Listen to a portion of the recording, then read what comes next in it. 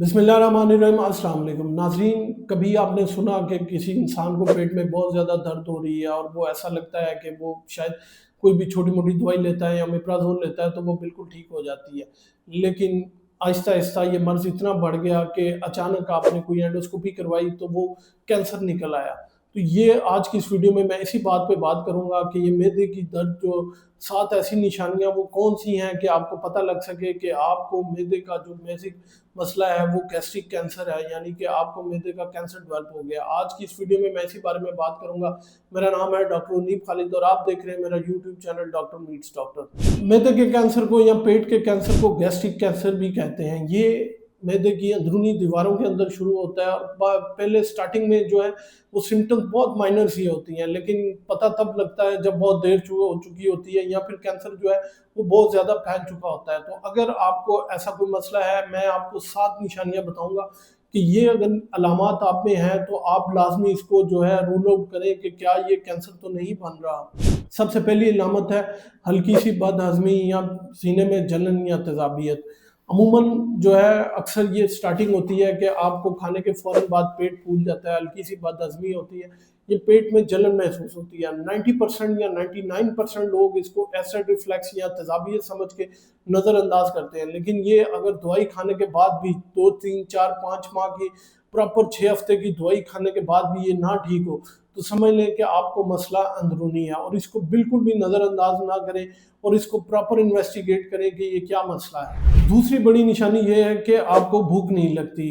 इंसान अगर भूखा भी हो तो फिर भी उसका दिल नहीं करता कि वो खाना खाए। अगर आपके साथ ये ऐसा हो रहा है तो रूल आउट कर लें कि क्या कोई टेंशन परेशानी तो नहीं है। लेकिन अगर आपको कोई मसला नहीं है और आपको भूख नहीं लग रही और आपका वज़न जो है वो अचानक से कम होना शुरू हो गया है और आपका दिल ही नहीं कर रहा खाने को, तो इसको लाज़मी इन्वेस्टिगेट करें इससे पहले कि बहुत ज़्यादा देर हो जाए। तीसरे नंबर पे जो अलामत है वो है मतली या कह आना। अगर आपको खाने के बाद मतली या कह आना महसूस होती है और तब तक आपकी जान नहीं छूटती जब तक आपको जो खाना खा लिया वो सारा ना निकल जाए। और कभी आपने गौर किया हो कि उस मतली या कह में रेड कलर का खून तो नहीं आ रहा या फिर काले रंग के तो नहीं कोई खून आ रहा, तो ये अलामत बहुत सीवियर है। इसका मतलब ये है कि ये बात अल्सर से आगे निकल चुकी है या फिर गैस्ट्राइटिस से आगे निकल चुकी है और जो कैंसर सेल्स हैं उन्होंने आपके मैदे में पनपना शुरू कर दिया है। चौथे नंबर पे जो अलामत है वो ये है कि आपका जो है वज़न बहुत तेज़ी से गिरना शुरू हो जाता है। अगर आप खाना भी खा रहे हैं लेकिन बगैर किसी वजह के आपका वज़न बहुत तेज़ी से कम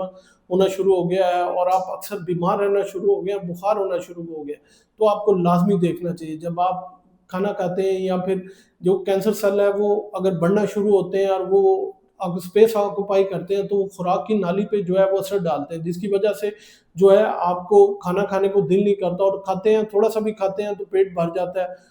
तो इस वजह से आपका ठीक तरह खा नहीं पाते तो आपका वज़न जो है वो कम होना शुरू हो जाता है।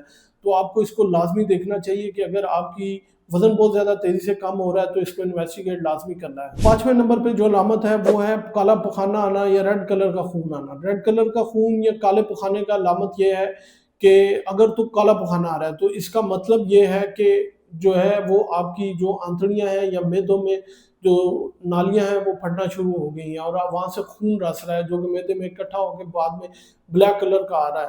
तो ये चीज़ आपने लाज़मी इन्वेस्टिगेट करनी है कि क्या ये कैंसर की अलामत तो नहीं है या ट्यूमर से ब्लड तो नहीं निकलना शुरू हो गया। नंबर 6 पे है थकन और कमज़ोरी। क्या आप हर वक़्त जो है वो हर वक़्त थका हुआ महसूस करते हैं? आपका कोई भी काम करने को दिल नहीं करता और दिल करता है बस लेटा रहूँ।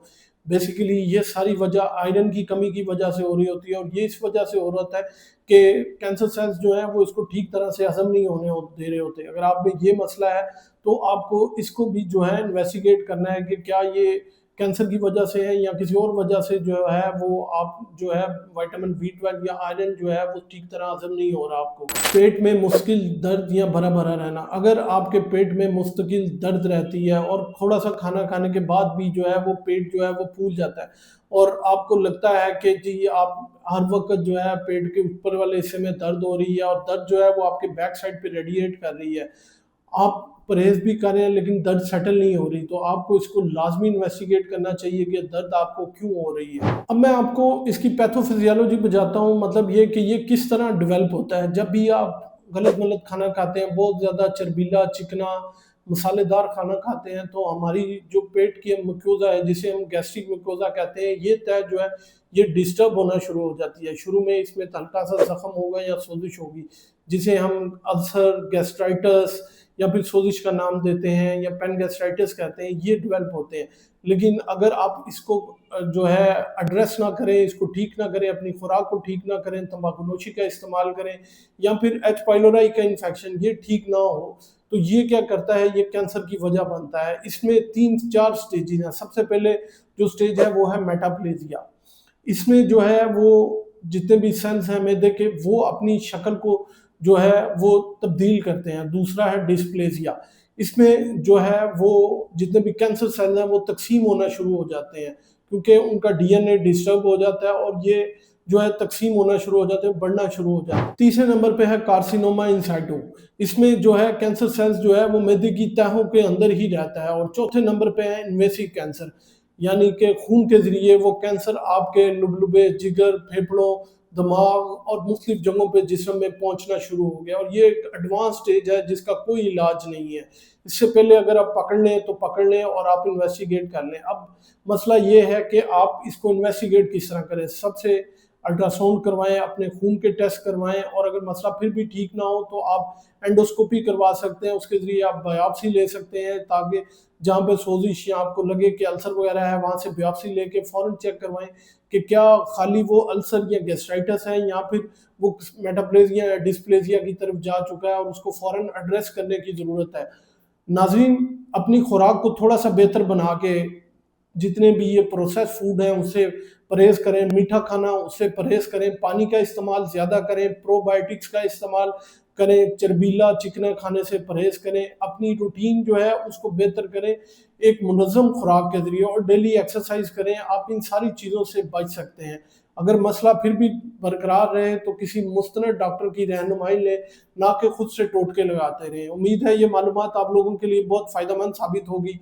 अपना और अपने प्यारों का बहुत सा ख्याल रखिएगा, दुआ में याद रखिएगा।